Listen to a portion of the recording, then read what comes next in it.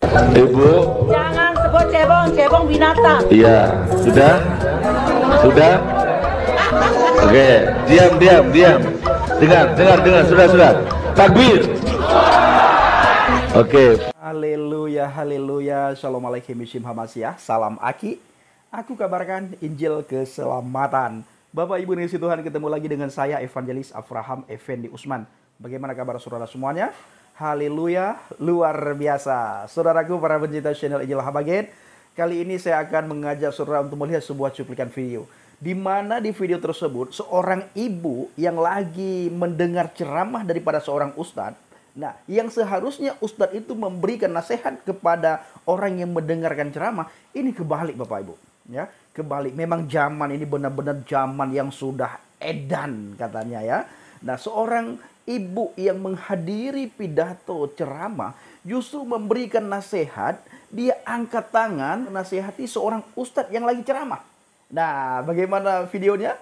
Ini heboh sekali video ini Bapak Ibu. Langsung saja kita melihat bagaimana cuplikan video berikut ini. Ibu, Jangan sebut cebong, cebong binatang. iya, sudah? Oke, diam. Dengar, sudah. Takbir. Oke, Bu, dengarkan saya ya. Buka surat Al-Isra ayat 176. Sak ngerti kula Qur'ane wong Islam Al-Isra niku ayate 111. Kok sing mok waca ayat 176, sisane ayat maling neng ndi? Dengarkan. Buka surat Al-Isra ayat 100. Ayo fokus ini. Buka ayat Al-Isra ayat 176. Gosok pekok.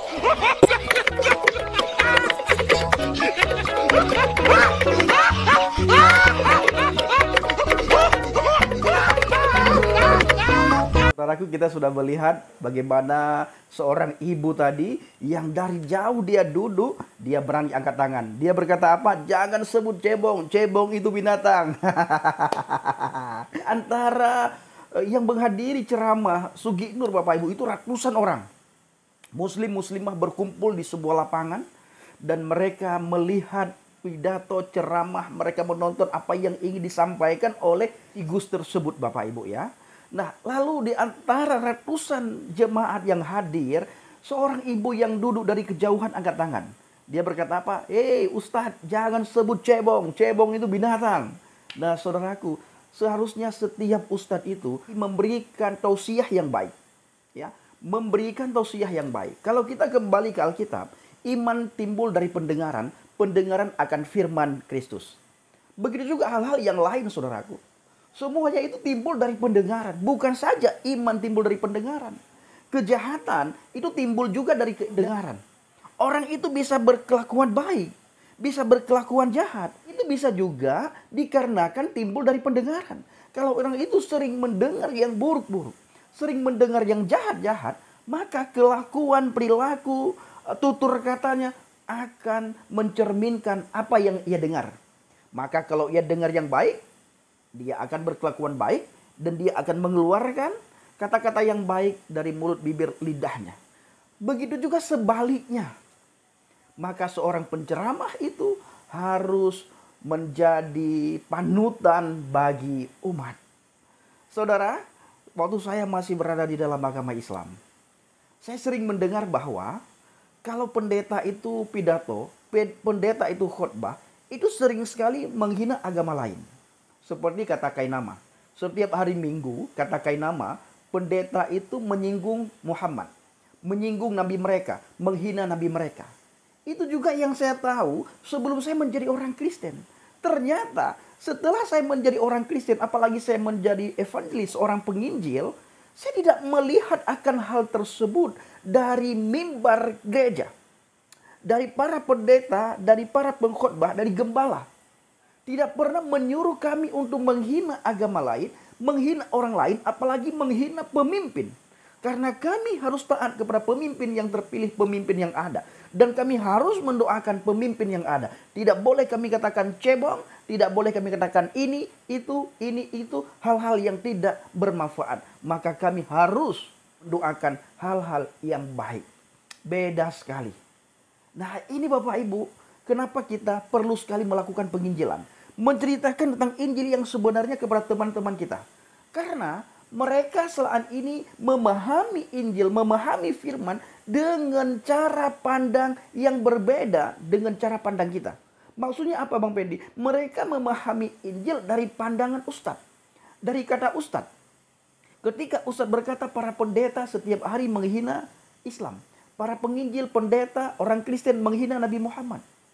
Nah ternyata itu kebalikannya. Mereka yang suka menghina, mereka yang suka mencemooh dan menertawakan iman kita sampai Tuhan kita ditertawakan, ya, firman yang jadi manusia itu ditertawakan sama mereka. Supaya kita tidak menuduh mereka, maka mereka duluan yang menuduh kita dengan memanfaatkan media sosial. Yang kedua, memanfaatkan momentum yang luar biasa. Apa itu? Mereka mayoritas di bangsa dan negara ini. Ditambah lagi sedikit-sedikit ada hukum penistaan agama. Bila kita salah berucap, maka penistaan agama itu akan disandungkan kepada kita Bapak Ibu. Saya dulu berpikir seperti itu. Ternyata ketika saya menjadi orang Kristen dan menjadi penginjil, justru kita didorong oleh Alkitab dan didorong oleh para pendeta, para gembala dan mentor untuk mendoakan yang baik-baik terhadap saudara kita yang belum mengenal kebenaran. Tidak menghina, tidak mencaci maki, apalagi membuat dalam doa kita supaya kita meminta kepada Tuhan supaya orang itu celaka. Tidak ada. Nah maka ajaran kekristenan itu adalah ajaran yang membuat kita hidup damai, hidup aman, hidup tentram. Rahmatan lil alamin itu benar-benar diajarkan oleh Yesua HaMasiah kepada setiap pengikutnya.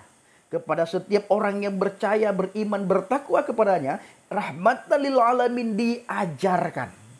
Kita melihat ibu tadi Bapak Ibu. Dari kejauhan dia angkat tangan. Sendiri dia berani berkata benar. Apa kata ibu itu? Jangan sebut cebong. Cebong itu binatang. Nah, dan konon di si Gus tadi ya. Dia membawa satu ayat Al-Quran. Lalu ayat itu salah dia baca. Dan tidak ada ayat itu di surat yang dia maksudkan. Lalu jadilah bahan tertawaan. Nah harusnya Bapak Ibu, seorang penceramah, seorang pengkhotbah itu benar-benar harus menjadi panutan.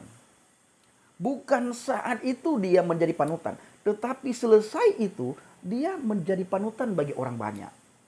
Nah, kalau kata Alkitab, kita ini suratan yang terbuka yang bisa dibaca oleh semua orang. Kita dilihat orang bukan di saat kita berada di mimbar. Kita berada di dalam gereja, kita lagi memuji Tuhan, kita lagi memuliakan Tuhan, kita lagi menyembah Tuhan. Bukan. Tetapi orang melihat kita selesai kita dari gereja. Bagaimana tingkah laku kita? Bagaimana perbuatan kita? Bagaimana tutur kata kita? Apakah tingkah laku, perbuatan, tutur kata kita mencerminkan apa yang kita sampaikan di mimbar? Hal-hal yang baik, hal-hal yang kasih, hal-hal yang mengampuni. Atau justru yang kita sampaikan di mimbar bertolak belakang dengan apa yang kita lakukan di luar mimbar. Nah, suratan yang terbuka itu juga dilihat dua sisi. Yang pertama, sisi kebaikan. Orang akan melihat.